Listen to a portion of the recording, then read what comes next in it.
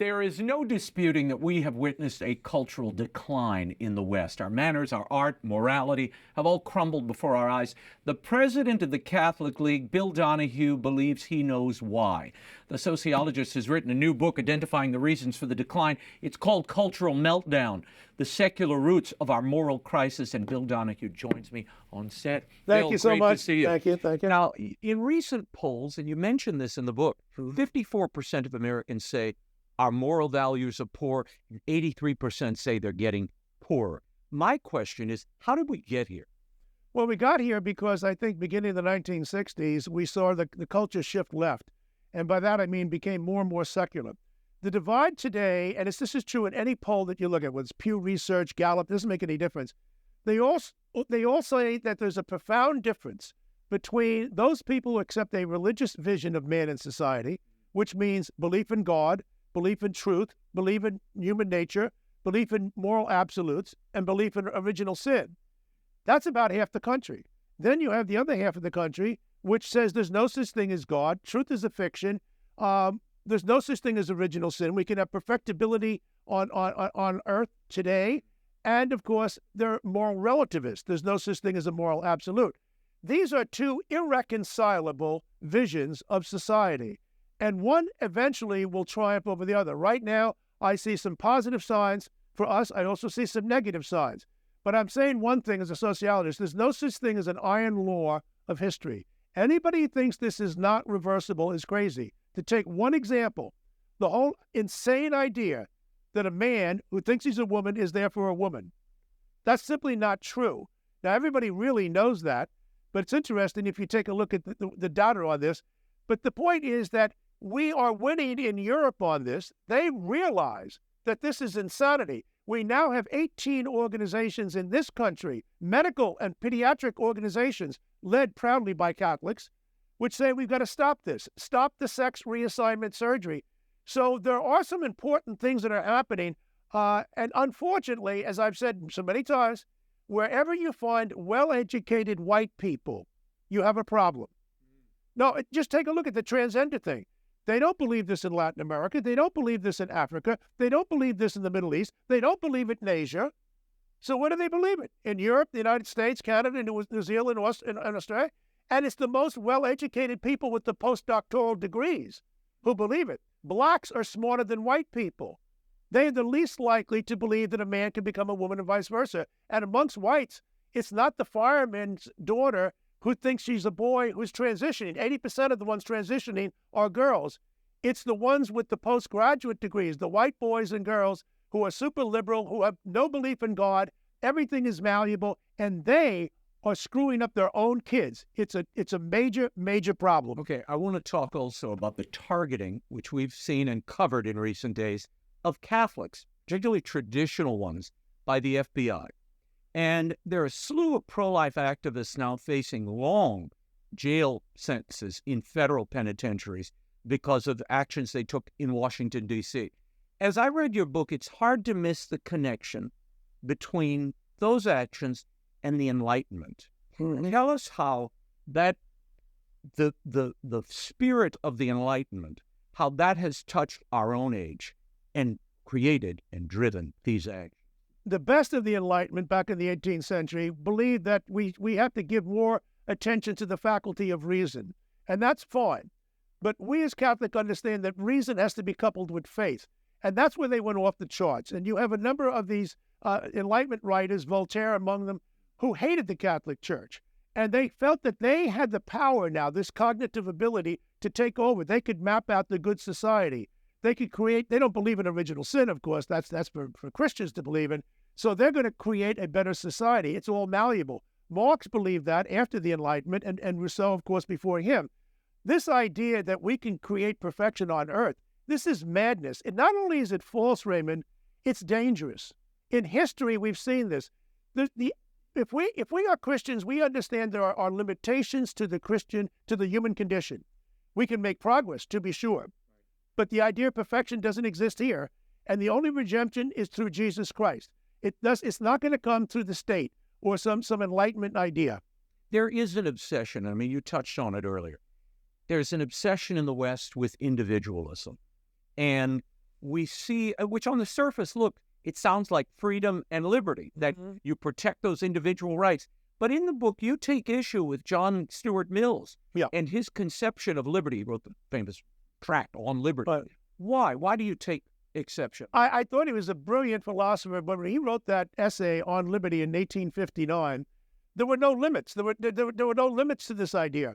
The idea that we can all walk around with our own idea of morality without limits, it's simply sociologically illiterate. A society is based on a moral consensus. We don't have to agree on everything. We're not talking about unanimity, but there has to be a consensus. Now, the Judeo-Christian ethos and our tradition tells us what the moral code should be, beginning with the Ten Commandments, and of course we have the teachings of the Catholic Church.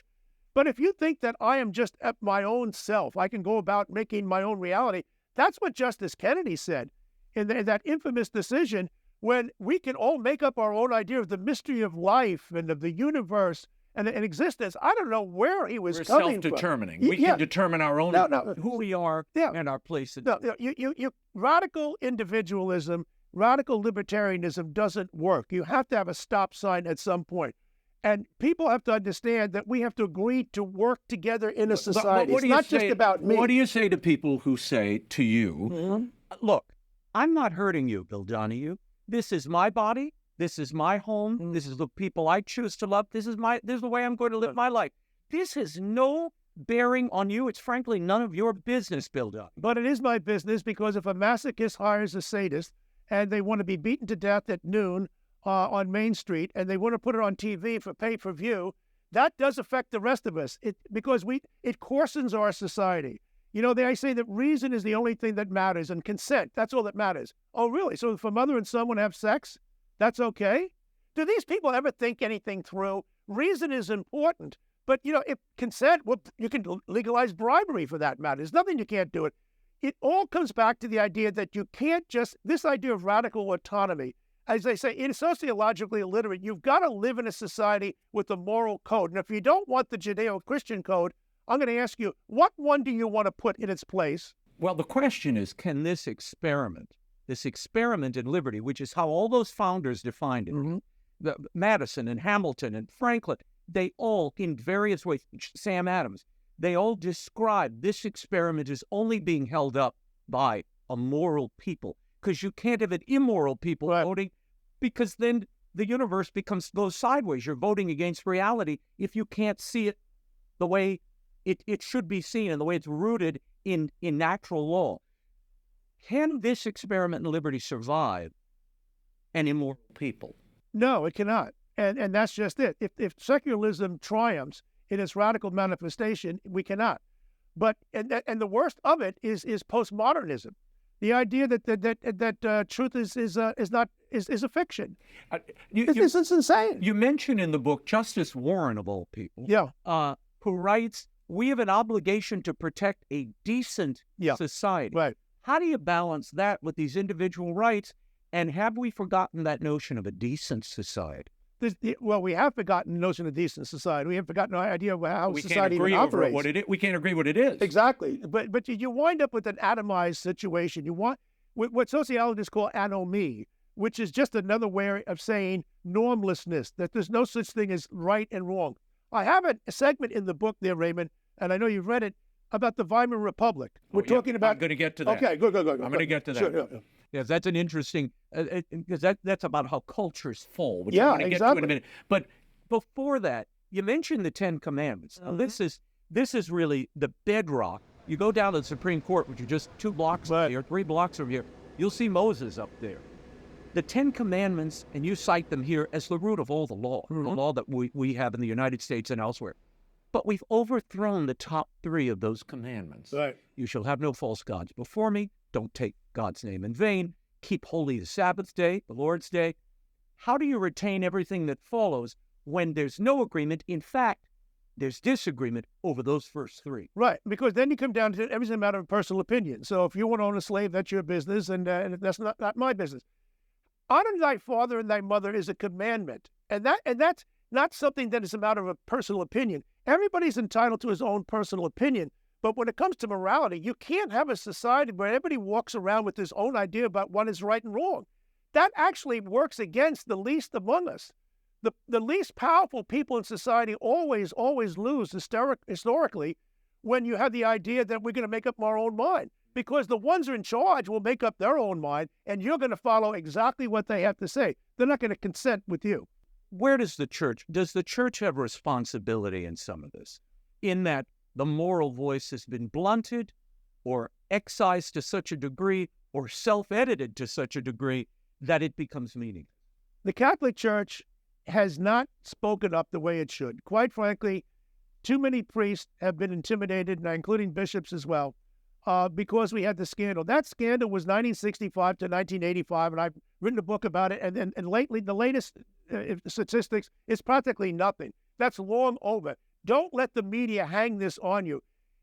The whole idea is to silence us. I mean, you think that these people who are pushing for incest and the major scholars that I put in the book, do you think they care about child abuse?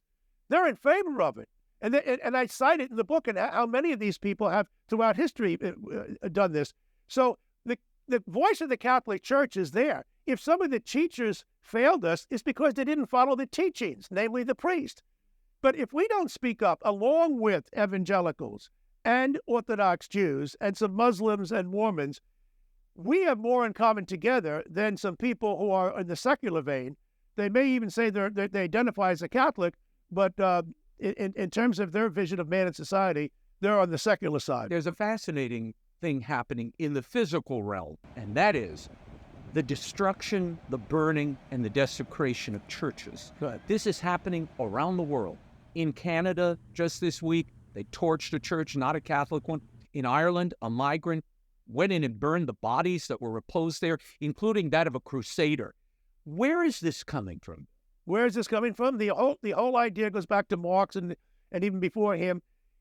If you believe that the state is the answer, that we can reshape society and create a utopia, then you have to get rid of the past. If you're going to get rid of the past, then you have to do what? You have to tackle the family, and you have to tackle religion. Why? Because that's where people set anchor. That's the basis of traditionalism. That's why they attack it. Look, when Mao took over in 1949 in China, what's one of the first things they did? They bulldozed the ancestors. They want to destroy the past. That's what they're doing now. This is right out of Huxley and Orwell. They want to destroy the past so they can create a future. And every time they try, they fail. I saw a hideous bit of video this week in China. There's a law that says you can't have above-ground burial of ancestors. Yeah. So they're making them not only disinter all of these ancestors, but destroy these above-ground cemeteries. Beautiful, ornate above-ground cemeteries with their, marking their people in the Chinese tradition. They're demolishing that because it speaks of a time that precedes communism. They don't want those markers. And there's a difference between authoritarian regimes like Franco. He didn't care what you thought. He just simply said, I rule. I'm making all the decisions. And the totalitarian people, they're concerned about what's in your head. They're concerned about your mind. That's thought control. To what do you attribute the rise, and you mentioned this in the book Cultural Meltdown, the rise in the demonic that we're seeing, not only in the pop culture. Possessions are up. We've seen horrific crimes against individuals like we've never seen before. Beheadings and horrible mutilations. Where is the alternative? Where is the defense against this spirit, if you will? Well, this diabolical spirit. This does come out of the whole idea of radical autonomy. I don't want to be told, as I've said many times, the three most dreaded words in the English language are "thou shalt not." Don't tell me what I can do with myself, my body. Look, this is insanity. You've got to live together in a society with the moral consensus. The Judeo-Christian ethos worked very, very well, and today we're dissembling it. And with this idea of sexual free-for-all, we are actually celebrating people like Kinsey, who had sex with kids who justified everything and incest. He's a hero at Indiana University. They have a big sculpture of him there. I mean, people need to read about the people who are pushing this sexual agenda. They themselves are dysfunctional in their own personal life. And you can go back and look at this. Marx fathered kids, never supported them. Rousseau fathered 5 kids, never supported, never gave them a name. You can go right down the list of the people today. They believe that we should get rid of the laws between having adults having sex with children. There are organizations like Be4U.-Act which believe that we should call them minor attracted persons. We don't want to stigmatize people. It's all coming from the left, and it all goes back against God. They're in rebellion against God. They don't want to be told that you need to put the brakes on your libido, or what Freud called the id, your pleasure principle. You better put the brakes on them, because otherwise you're going to wind up with moral destitution. You did a poll, McLaughlin did a poll for you and Associates, where you looked at Catholics and you found those who don't go to Mass anymore, 78% considered their faith important to them. How do you reach those people?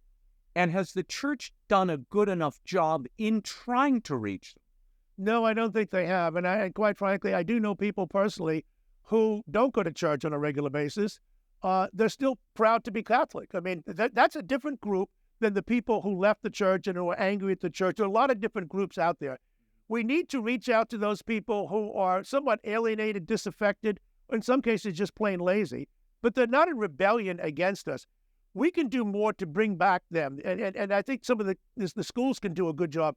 Alumni bringing back to parties and whatnot. A lot of us went to Catholic schools, but some of them have migrated away. Now, the Catholic Church needs to become bolder about this. We don't have the kind of John O'Connor type of person who kind of led the country on this, you know. The people have been beaten down and intimidated. I think that's wrong. You've been through a lot. I've been through a lot as lay Catholic leaders. And the viciousness, we could talk about that for another hour. But you've got to step up. I mean, you got to have thick skin. And either that or the other side's going to win. And I'll be damned if I'm going to sit back and just watch on TV the other side win. I want to talk for a moment about what I consider some of the most disturbing news in the United States, and it's connected to this falling away of faith, and that is birth rates down below replacement level for the first time in the United States. But this is epidemic throughout the West, and on top of that, marriage down. Mm-hmm. What does that tell you about the people themselves, and does it bespeak a lack of belief in not only their country and their people, but in their future? I think it has a lot to do with that, but I have to say, in fairness here, there are a lot of young people who the economy has been destroyed in many respects. And what's happened in inflation over the last several years, kids want to have families. Some of them do, and they can't afford to. I mean, we've made it economically problematic. We need to come up with some public policies to make it easier for them. But yes, then there's the whole idea of the narcissism. I want to do what I want with my body. You went back to it. You said earlier, when individualism is prized, right, they want you to be individualized. Right. In your little cubicle, in a city, in an apartment, no car, no loved ones. You can have sex with a throuple, but don't have with just one person you're committed to. There's something at play here where you mentioned the word earlier, atomizing people, where you separate and atomize. That does concern me, though, because to me it says, I don't have any belief in the future. I don't want to have kids. I don't want to bring them into this world, and I don't think I'm competent enough to raise them. That's where we have this divide, because the people who do have the religious vision are continuing to have the children. So if you take a look at the Jewish community, those who are the secular Jews tend to have the smallest birth rate. But take a look at the Orthodox Jews. They don't have a problem with it there. So there are some good things happening in that sense. But that, how do you get this? Basically, how do you defeat secularism? And that's what this is all about. You've got to, in some cases, like the situation with the transgender, you just have to keep at it. And I think we're winning. I think this is going to triumph. But here we have a problem. The elites at the top, the American Medical Association and others, the Biden administration, they believe that a man can become a woman and vice versa. The average person knows that that's nonsense. It's the masses at the bottom are going to have to educate the ones at the top and not look to them for leadership. I was fascinated in the book, in Cultural Meltdown. You talk about how cultures die, and you dive deeply into Rome and the Weimar Republic. What are the telltale signs in their fall, and do you see any tremors in our own culture? Well, I particularly when we know that there's been as I quote Bishop Paprocki, he talked about a second revolution, sexual revolution, which was the Christian revolution in the first century. He was on with you about this. And that means that you have to have sexual reticence and you have to put the brakes on, as opposed to the hedonism that existed under Rome. But particularly, I wanted to drive the point about the Weimar Republic after World War I, up until the time Hitler came in 1933. We know that there were political and economic reasons and whatnot, the Treaty of Versailles, the stab in the back, the Depression, inflation. But there was a cultural collapse, a moral collapse in Germany in the 1920s that is stunning of what happened. Why? Well, again, the whole their attitude was back then, we've suffered so much, the German people, we're entitled to a good time. That was actually what they said back then. So let's throw off the shades of tradition and morality and the church and express ourselves. We had the Roaring Twenties in this country, way much beyond that over there. And you had people having sex in the streets. It was that was the beginning of transgenderism. The first institute was back over there. My point is this: if nothing matters, if everything's just a matter of opinion, then when Hitler comes along, to some he's going to say, I'm the great purifier, but the others have become morally numb. That's what anomie means. It means that, well, I may not approve of it, but who am I to say, kind of thing. And that's what happens. They asked Albert Speer, second in command to Hitler, how could you kill all these Jews? He said, I didn't hate them. And he didn't. He said, I depersonalized them. I didn't regard them as human beings. And in other words, you are just there as a toy, as a ploy. I don't have to worry about you. And this is a dangerous situation when you have a situation where people don't regard other people as human blood and flesh, that you need to respect them. And it's very dangerous. I want your reaction to some news.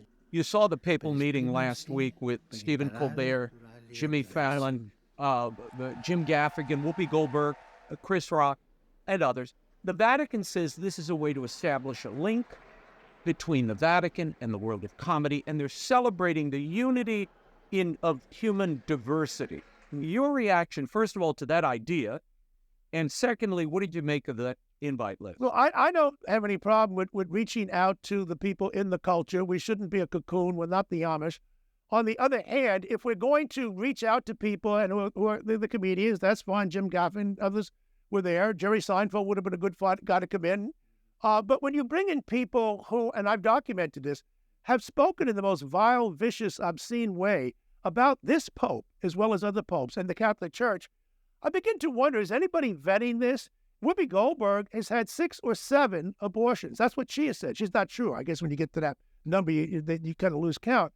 Why are people like that being invited in, and traditional Catholics who like the Latin Mass are being denigrated in the Vatican? I mean, you were sending a message, which I think the average practicing Catholic, the ones who pay the bills that go to church on Sunday, are probably wondering, this is crazy. I have fought against these dissidents for years. When I find out that New Ways Ministry and others are being invited in to meet with the Pope, I'm saying, wait a minute, whose side are these people on? Don't you get it? They hate everything about the Catholic Church. And yet you want to be friends. There's this misplaced compassion. I mean, if people say, I hate you, then you don't need to have it sent in the mail overnight. You should just know it. Why did you write this book, Bill? Why did you write it now? Is this a caution? Is this a warning? What drove you to say, I'm going to sit down? Because I know this has to take you some time. Well, the reason I wrote it primarily is because I think the average person knows in his gut there's something wrong going on in our country, but I don't quite get it. The word I always use in writing that I love is clarity. I'm not going to obfuscate. This is easily to understand. It's there for the layman. I'm not writing for other PhD sociologists and the like. I want people to understand that if you're an intelligent person and this is confusing to you, you'll begin to see the origins of it, how it unfolded, and what we can do about it. How is this book different from Secular Sabotage?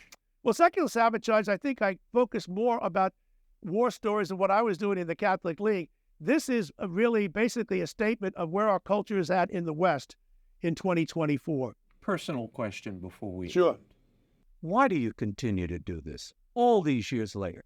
To write, I know how hard it is to write a book. These are not, and you write your own books. Yes, I do. Unlike a lot of people. Yeah, there are a lot of people, particularly in the media space. Yeah. Ghost write. Right. There are more ghosts around them than a clairvoyant. Right. But you write your own books. I know the time this takes while you're doing the day job. Why do you continue to do this and continue to fight in this way in the middle of the culture day in and day out? I could have retired a number of years ago, but quite frankly, every time I read some moral outrage, there's something in my gut that says that's simply wrong, and I have the background, and I'm going to tackle it. If the day comes when I feel like, so what, then I would retire. But it doesn't seem to be happening, quite frankly, and I don't understand. I'm writing faster now than I ever have in my life. So there are some people who are working not too far from here, having a hard time stringing two words together, and they don't know Tuesday from Thursday. I'm only a couple of years younger than that guy. It's not age, people. There's something else going on. Okay, I'm not even going to ask you who you're talking about. Well, he's an devout Catholic. Okay. Cultural Meltdown, The Secular Roots of Our Moral Crisis by Catholic League President Bill Donohue is available at bookstores everywhere and online. Bill Donohue, thank you. Thank you so much. Great to see you.